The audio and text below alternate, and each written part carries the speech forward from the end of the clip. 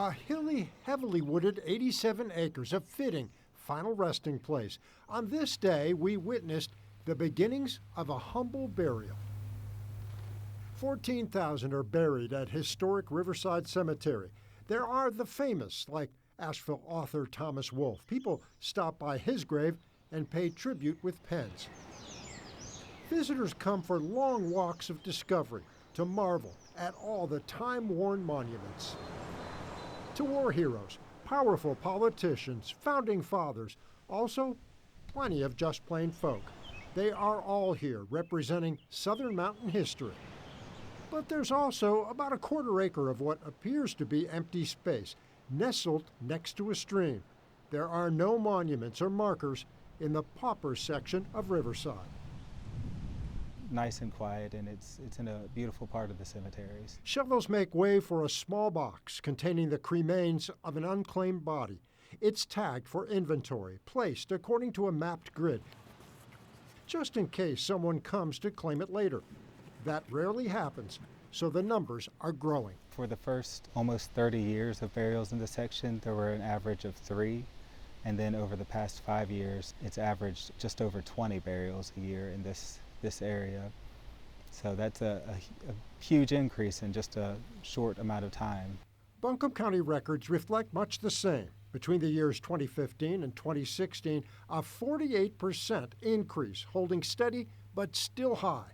It's likely impossible to pin down a reason, but medical examiners across the country suggest opioid addiction could be it. We have wondered similar things around, the drug epidemic as well as homelessness. And I think it's sad in the community that bodies aren't claimed. Katie Swanson is program administrator for Buncombe County Health and Human Services.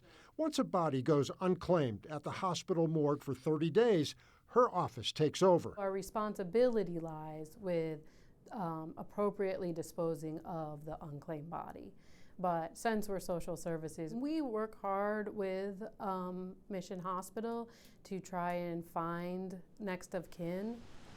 One of the really sad parts of this work is that somebody has lived their whole lives and then they die forgotten or alone. The Reverend Amy Cantrell and her beloved ministry help the homeless and others struggling to get by. She believes there's no easy answer. I think you see the spike in folks on the streets and addiction levels and poverty. We need to work on systems change. We need to change public policies.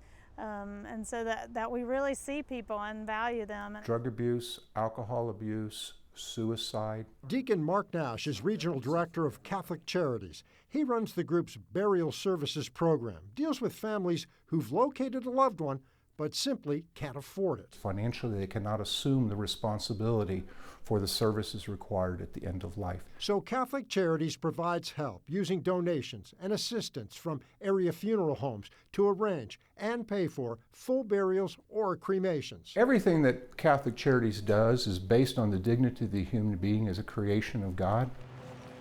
That's what happened on this day at Riverside Cemetery. We try to treat every burial the same, everyone with the same amount of respect and dignity. The person who's buried in the expensive mausoleum up the hill or the person who's buried down here in the pauper section, they're both buried in the same cemetery in the same place. In Asheville, Frank Crocker, News 13.